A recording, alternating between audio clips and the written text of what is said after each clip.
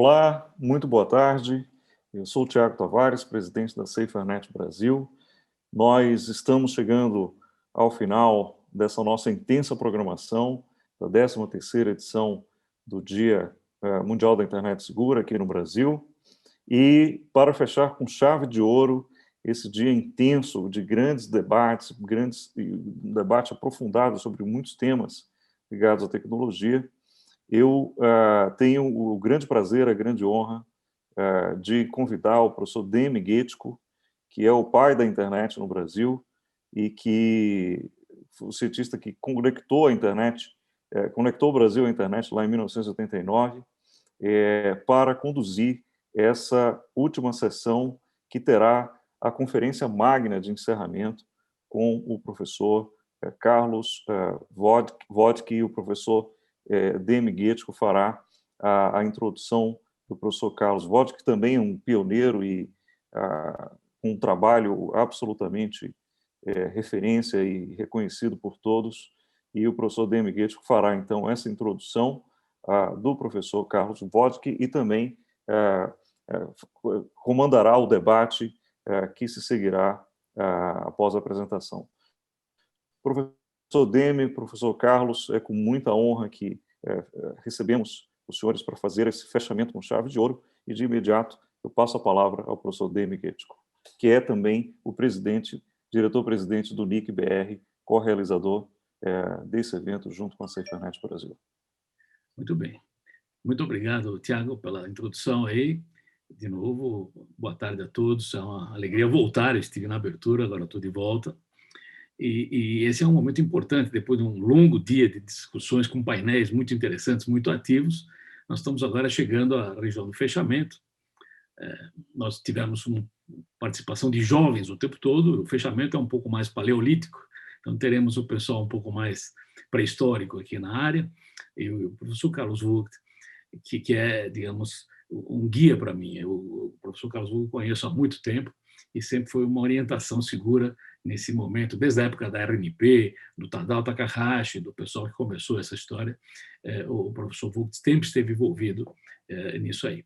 Então, eu diria o seguinte, nós vimos uma porção de pontos sobre a internet, vimos uma porção de árvores, né? E agora faremos um sobrevoo da floresta, numa abordagem mais abrangente, mais holística, e vamos tentar, então, voltar, coalescer aos princípios originais da internet, de abertura, aqueles que o Barlow sempre defendeu, de liberdade, de inclusão, etc. e tal, visto agora do ponto de vista geral, já que atacamos os pontos individuais. O professor Carlos Vogt é da área de humanidades, ele é um poeta, um linguista, eu recebo cartões de Natal dele todo ano, e é uma alegria e uma honra receber os cartões, sempre criativos, extremamente interessantes, e ele é doutor em ciências pela Unicamp, mestre em linguística francesa, e ele foi reitor da Unicamp por um período importante, e depois foi também presidente da FAPESP, durante um período que a RNP, e que a rede, que a ANSP, e que a internet brasileira estava, de fato, dependendo muito dos recursos da FAPESP naquela altura do campeonato. Ele também tem uma atividade jornalística extremamente importante, ele tem uma revista que a gente lê sempre, que é a Consciência, que há longo tempo funciona aí, teve participação em outras revistas, tem artigos, livros e textos. E uma coisa muito interessante, talvez não saibam, né, ele coordenou a criação de uma universidade virtual chamada Univesp, que tem aulas virtuais e que é muito interessante e que aponta para o futuro, e que, exatamente com essa história da pandemia, a coisa tem que ir para esse lado. Então, foi profético, né, na verdade, ter uma universidade já montada, na época que não tínhamos a pandemia, e agora talvez seja a única que funcione, porque ela, de fato, ela baseia-se na parte virtual. Ele também coordena o IDEA, que é o Instituto de Estudos Avançados da Unicamp. Então, eu para passar a palavra dele, vou usar uma última frase dele, que eu lembro de um texto dele tempos atrás. Alguém citou Darcy Ribeiro aí num dos painéis, eu vou citar o contrário. Darcy Ribeiro falava que errava em tudo. Eu vou citar uma frase do professor Vogt, de um artigo dele chamado Marco da Civilidade, que é um artigo sobre o Marco Civil, quando nasceu. E resume a internet brasileira modestamente bem. Ele diz o seguinte: não é sempre que o Brasil acerta. Ao contrário, costuma errar mais do que acertar. Mas no caso da internet, acertou na origem, continua acertando no processo e acaba de marcar agora um tento com a aprovação do Marco Civil. Isso foi em 2014 e, mais uma vez, o professor Vogt acertou na mosca. Então, com muita honra e muita alegria, passo a palavra ao professor Vogt para a palestra que vai nos iluminar nesse fim de dia. Obrigado.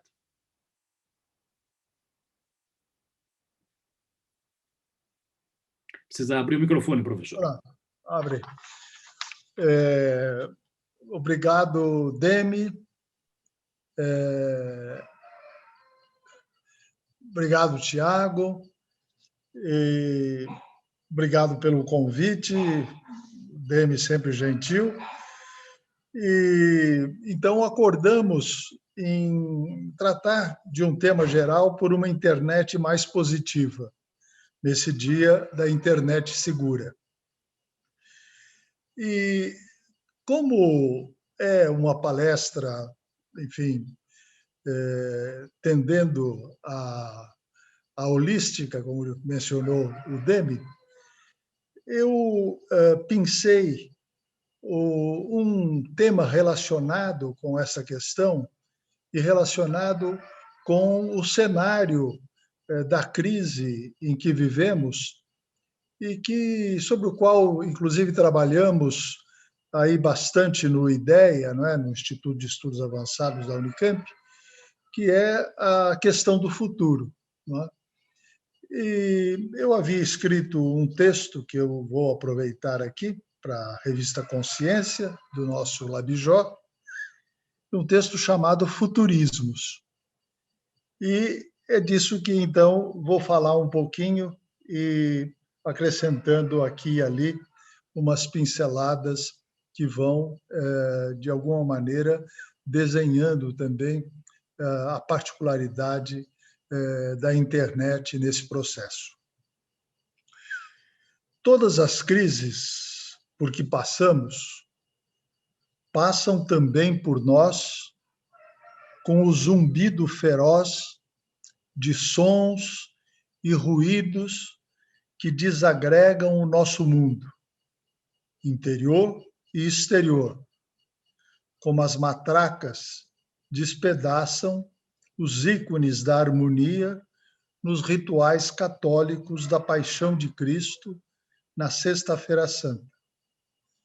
E como a morte sucede à ressurreição no sábado de Aleluia e a Páscoa celebra o renascimento, as crises, mesmo as piores, tendem a passar e a elas sobrevivemos e com elas aprendemos a continuar a viver com esperança redobrada.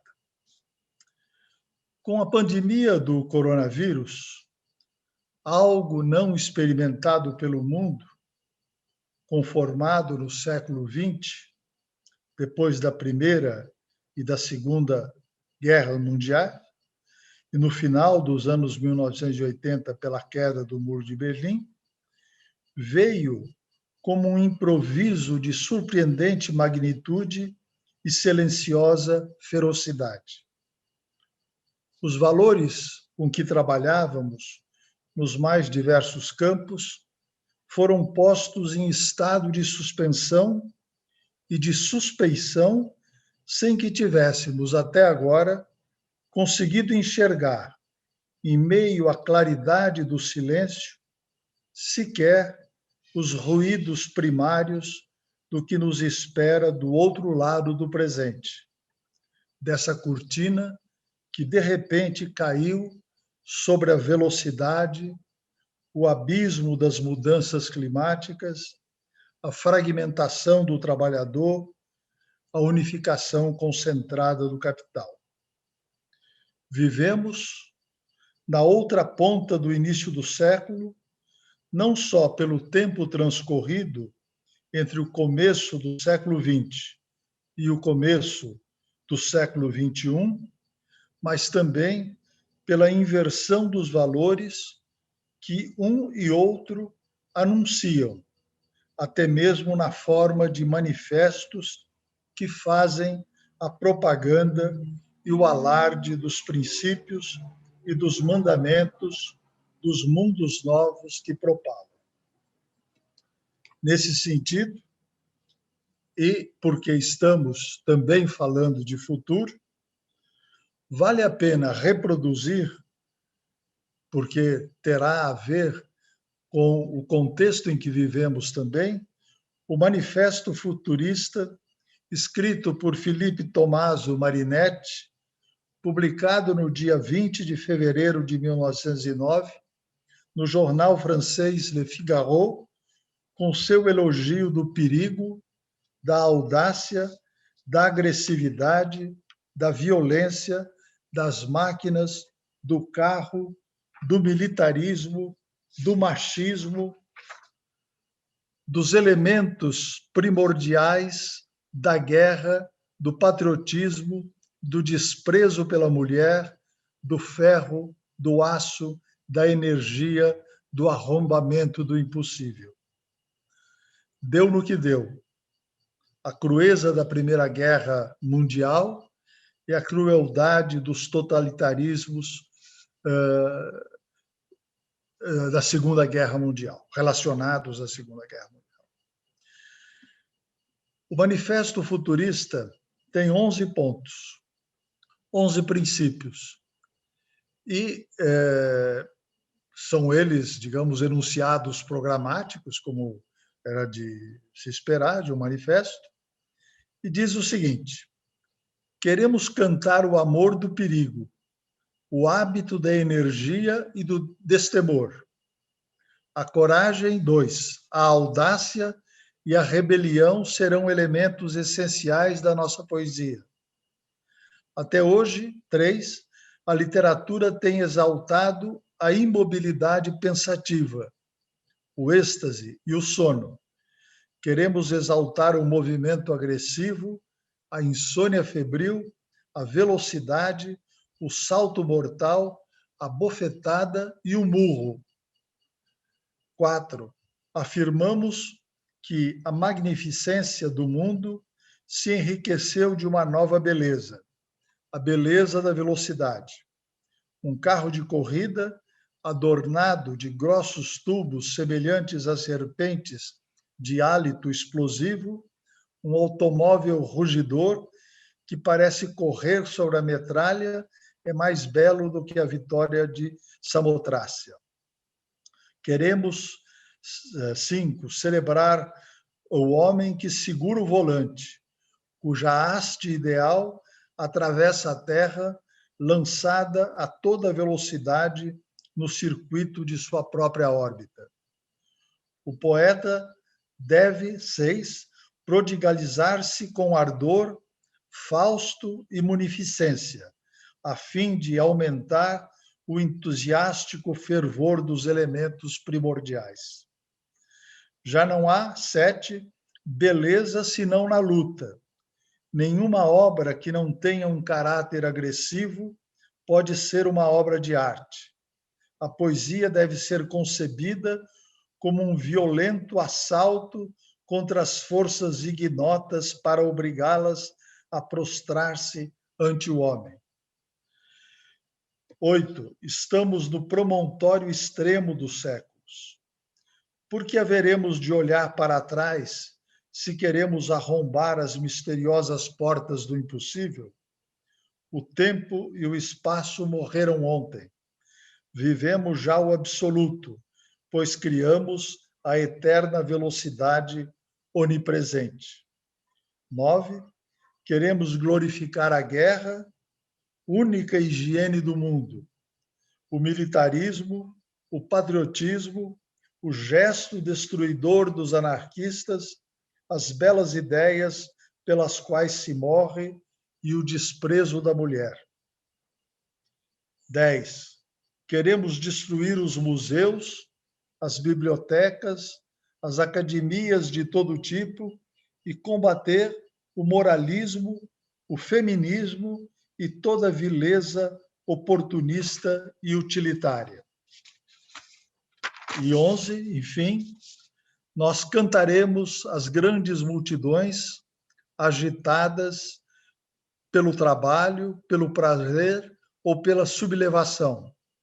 Cantaremos a maré multicor e polifônica das revoluções nas modernas capitais, cantaremos o vibrante fervor noturno dos arsenais e dos cistaleiros incendiados por violentas luas elétricas, as estações insaciáveis, devoradoras de serpentes fumegantes, as fábricas suspensas das nuvens pelos contorcidos fios de suas fumaças, as pontes semelhantes a ginastas gigantes que transpõem as fumaças cintilantes ao sol como um fulgor de facas.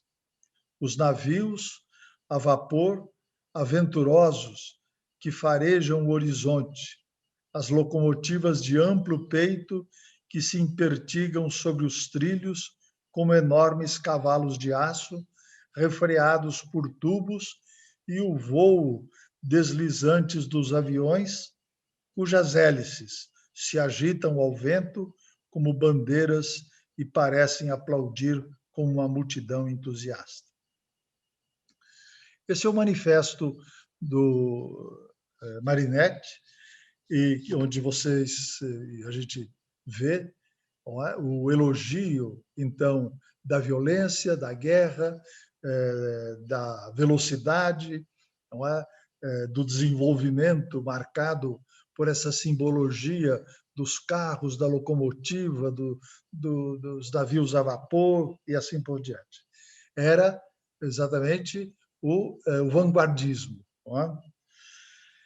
Em contraposição ao vanguardismo programático de Marinetti, um século depois, em 2009, o filósofo e ativista italiano Franco Berardi publica o livro Depois do Futuro. A edição brasileira, que é da Ubu Editora, de São Paulo, de 2019, que traz, neste livro também, um manifesto, agora pós-futurista, que, ao contrário de anunciar e pregar o futuro, canta a infinidade presente, sem mais necessidade do futuro. São 11 pontos também, diz o manifesto do Berardi. 1. Queremos cantar o perigo do amor, a criação diária da energia doce que nunca se dispersa. 2. A ironia, a doçura e a rebelião serão elementos essenciais da nossa poesia. 3. A ideologia e a publicidade exaltaram até agora a mobilização permanente das energias produtivas e nervosas da humanidade para o lucro e para a guerra. Nós queremos exaltar a ternura, o sonho e o êxtase, a fragilidade das necessidades e o fazer dos sentidos. 4. Afirmamos que a grandiosidade do mundo enriqueceu-se com uma beleza nova, a beleza da autonomia. Cada um tem o seu ritmo e ninguém deve ser obrigado a correr em velocidade uniforme. Os automóveis perderam o fascínio da raridade. Sobretudo, não podem mais desempenhar a tarefa para a qual foram concebidos. A velocidade se tornou lenta. Os automóveis estão imóveis como estúpidas tartarugas no tráfego das cidades. Apenas a lentidão é veloz. 5. Queremos cantar o homem e a mulher, que se acariciam para se conhecer melhor e conhecer melhor o mundo. 6. É necessário que o poeta se esbanje com calor e generosidade para aumentar a potência da inteligência coletiva e para reduzir o tempo do trabalho assalariado. 7. Só há beleza na autonomia. Nenhuma obra que não expresse a inteligência do possível pode ser uma obra de arte. A poesia é uma ponte lançada sobre o abismo do nada para criar compartilhamento entre imagens diferentes e libertar a singularidade. 8. Estamos sobre o promontório extremo entre os séculos. Temos que olhar para trás de nós para relembrar o abismo de violência que a agressividade militar e a ignorância nacionalista podem desencadear a qualquer momento. Vivemos há muito tempo na religião do tempo uniforme. A eterna velocidade onipresente já está atrás de nós, na internet. Por isso, agora podemos esquecê-la para encontrar nosso ritmo próprio. 9. Podemos ridicularizar os idiotas que difundem o discurso da guerra, os fanáticos da competição, os fanáticos do Deus barbudo que nos incita ao massacre, os fanáticos aterrorizados pela feminilidade desarmante que há em todos nós. 10. Queremos fazer da arte uma força da mudança, uma força de mudança da velocidade da vida. Gostaríamos de abolir a separação entre a poesia e a comunicação de massa. Gostaríamos de tirar a mídia do comando dos mercados para entregá-la aos sábios e aos poetas. 11. Cantaremos às multidões que podem, enfim, libertar-se da escravidão do trabalho assalariado. Cantaremos a solidariedade e a revolta contra a exploração. Cantaremos a rede infinita do conhecimento e da invenção, a tecnologia imaterial que nos liberta do cansaço físico. Cantaremos o intelectual rebelde que executa um trabalho precário, mas que se põe em contato com o próprio corpo. Cantaremos a infinidade presente e não teremos mais necessidade do futuro. A novidade, fim do manifesto, a novidade, o inesperado, a surpresa e o surpreendente é que, diferentemente do manifesto futurista, que já teve seu futuro realizado, é lanterna na popa, o manifesto de Franco Berardo punha-se diante de um futuro presentificado pelas coordenadas históricas das grandes transformações impostas ao mundo e à sociedade pelas tecnociências. Era com essas transformações em curso que nós nos admirávamos. De repente, um agente viral põe esse processo em suspensão e obriga que aguardemos o desfecho de sua disseminação para tentarmos saber de onde vamos retomar o mundo, se será possível retomá-lo e de onde ele nos retomará para a caminhada temporária e permanente de cada um de nós e da humanidade no concerto da natureza e da cultura. O fato é que precisamos todos ter uma visão motivadora, seja do futuro, seja do que o Berardi chama de infinidade presente, para não recuar diante dos sacerdotes e dos oficiantes da cólera, do ódio, da destruição e da morte.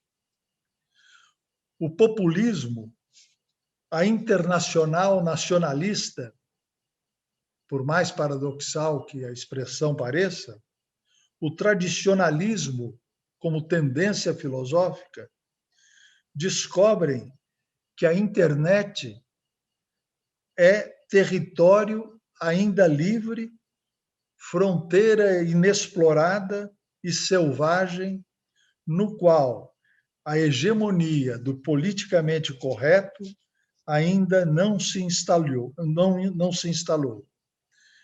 Essa é uma o que se pode ler num livro pequeno e admirável de Giuliano da Empoli e que se chama Os Engenheiros do Caos, que foi recentemente publicado aqui no Brasil também. Este território da internet é ocupado por um movimento de retrocesso com fúria e alarde das intenções culturais retrógradas e reacionárias, contra a inteligência, contra o conhecimento, contra as instituições, contra a ciência, contra a democracia, contra a verdade, contra a mulher, contra os imigrantes, contra a vida. É um movimento arquitetado, não é um acaso. Basta olhar a geopolítica e os países por onde ele se instala e se dissemina. Estados Unidos, Itália, Hungria, Polônia, Brasil e outros mais. Como diz o dirigente da Hungria, Viktor Orbán, os liberais, nesta concepção, são inimigos da liberdade. Conceito retorcido para fundar a ideia de democracias não liberais contra a ditadura do politicamente correto e do direito das minorias, como eles pretendem. É uma situação que desenvolve vários paradoxos. Entre esses paradoxos, um deles chama a atenção de que figuras de bilionários são erigidos como porta-estandartes da cólera dos desvalidos.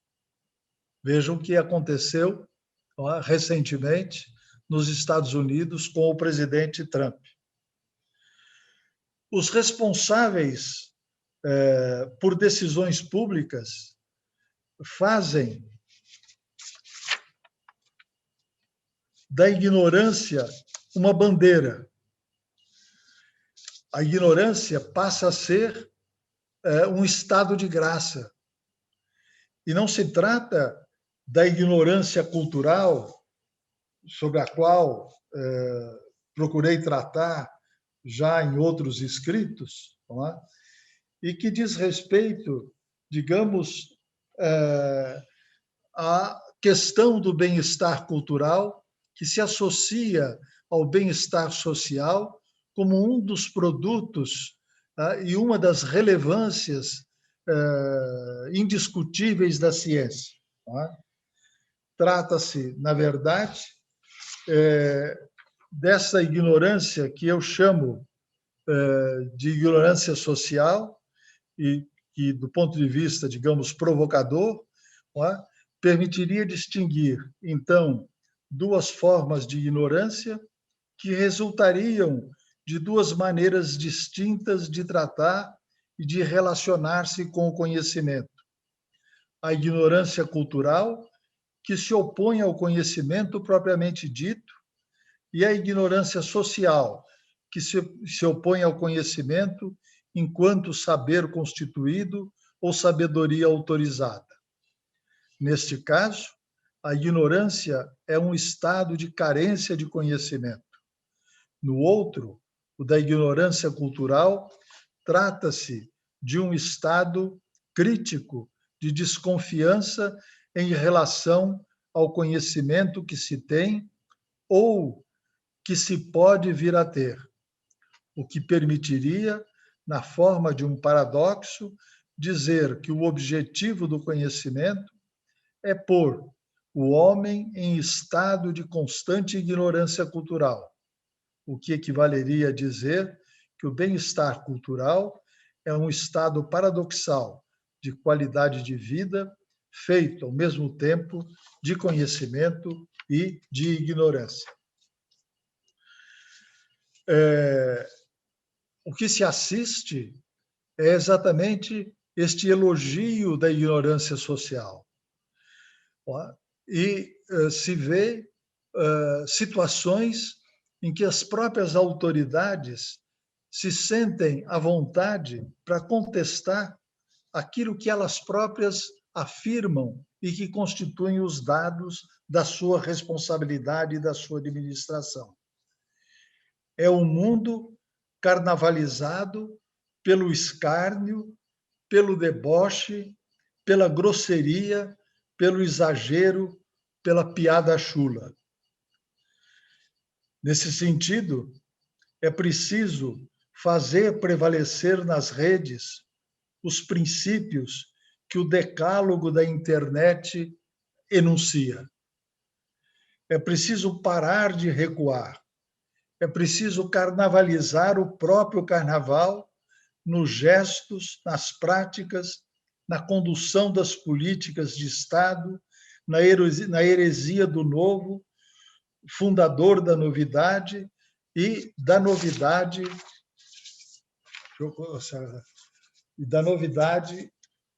da sabedoria inscrita na história de nossa cultura. O economista, pensador, grande reformador, John Maynard Keynes, dirigindo-se aos jovens liberais reunidos em sua Summer School, uma vez passada a Primeira Guerra e a Revolução Soviética, mostra a eles, apresenta a eles a seguinte questão, e que consta também do livro Os Engenheiros do Caos, que eu mencionei. Quase toda a sabedoria de nossos homens de Estado foi erigida sobre pressupostos que eram verdadeiros numa época ou parcialmente verdadeiros e que o são cada dia menos. Nós devemos inventar uma nova sabedoria para uma nova época e, ao mesmo tempo, se quisermos reconstruir algo de bom, vamos precisar parecer heréticos, inoportunos e desobedientes aos olhos de todos aqueles que nos precederam. O cineasta, ator Woody Allen, também citado no livro Os Engenheiros do Caos, tem uma observação em que ele diz: na era do narcisismo tecnológico, os maus compreenderam algo que os bons ignoram. Nós temos de fazer o esforço de compreender isto que foi compreendido e o modo pelo qual eles ocuparam as redes, ocuparam a internet, ocuparam a questão das comunicações não tradicionais, para exatamente construir este ambiente de recusa e de afirmação do ódio, da violência e do horror, da destruição e da morte. É preciso, enfim, ocupar cada vez mais a internet com o bem. É isto. Muito bem. Brilhante apresentação, professor. É uma iluminação para a gente nesse final do dia. Achar entre o primeiro manifesto e o segundo, realmente impressionante. Nós temos inclusive com 11 itens, como foram. Então, esse é um achado que o senhor conseguiu. Esse livro, Engenheiros do Caos, eu tenho também, mas não avancei muito ainda, ele está aí do lado. Agora fiquei interessado em lê-lo mais. Então, de novo, achei brilhante a sua exposição. E eu não sei se temos alguma pergunta aí específica. O senhor falou, falando solto, eu pensando sozinho, o senhor falou na segunda parte.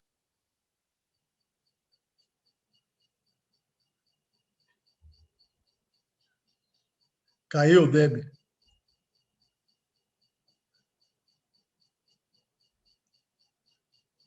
Voltou. Está mudo. Demi, é isso. Se eu consigo. Agora acho que consegui. Voltou aí? Voltou. Acho que voltou, né?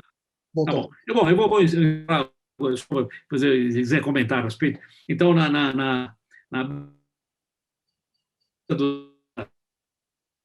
ele tem o homem como sendo um cara atravessando a ponte entre o anti-homem e o super-homem. É um sujeito evanescente que corre o risco de cair no abismo e se perder. De alguma forma, podemos fazer uma analogia na linha do que o senhor falou, que nós estamos, de fato, atravessando essa ponte e esperamos chegar do outro lado com algum sucesso. Então, mais uma vez, se o senhor quiser fazer um comentário final, estou extremamente feliz com a apresentação e, como não temos outras perguntas, eu deixo com o senhor a última palavra. Muito obrigado, professor. Bem, de fato, uma satisfação poder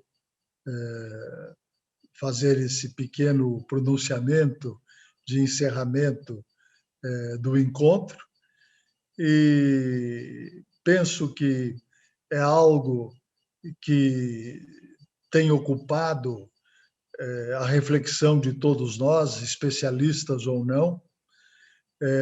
O mundo que se transforma, se conforma, se molda, se altera e se modifica, não é? Com o desenvolvimento das tecnociências, em particular da biotecnologia, não é? E da informática e da comunicação, da internet, criando padrões realmente culturais que vêm modificando as nossas relações e que vão apontando para uma situação que desconhecemos, mas que nos coloca na entrada da cidade a questão que a Esfinge colocou para Édipo antes dele encontrar com o seu destino na tradição da tragédia grega. De forma que pensar o mundo contemporâneo é refletir em boa parte sobre o que acontece com as nossas vidas e as transformações que nela imprime cada vez mais a internet, as redes e, enfim, as tecnociências e as tecnologias de informação e comunicação. Então, um pouco isso. Muito obrigado, professor. Não sei se o Tiago quer fazer o fechamento final.